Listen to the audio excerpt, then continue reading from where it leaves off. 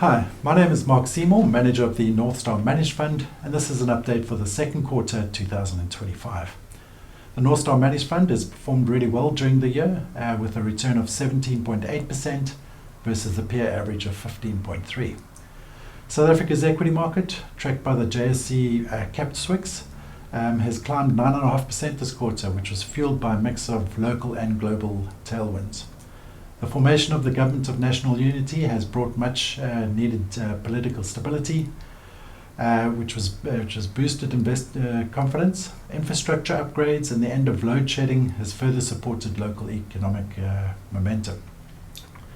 Globally, rising commodity prices have been a key driver. Gold has surged due to safe haven demand amid geopolitical tensions, while platinum prices have climbed on the back of increased Chinese industrial demand, spurred by stimulus measures and coupled with a constrained South African supply. Adding to the momentum, JSE-listed giants with global revenue streams like Richemont, Naspers, Prosus, and British American Tobacco have performed well, which have leveraged their international exposure to a cushion against local volatility. Together, these factors have bolstered the Northstar Managed Fund's performance in a turbulent global market. Other contributors came from holdings in the Northstar Income Fund, buoyed by strong fixed bond returns, the Northstar Global Flexible Fund, which benefited from global equity returns with holdings off the Northstar Global Buy List, and the Northstar Global Income Fund, with a predominant holding in US Treasuries.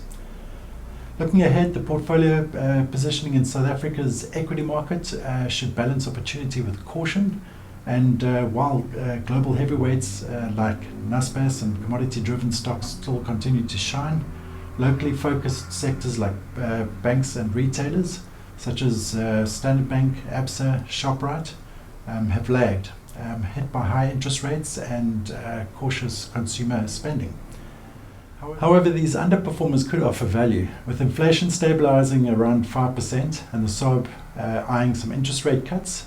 Improved consumer confidence could lift retail and banking margins and returns.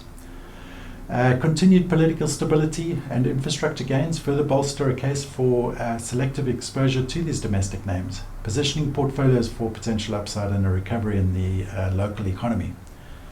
The portfolio remains well diversified and appropriately positioned to deliver a 5% real return for medium risk investors.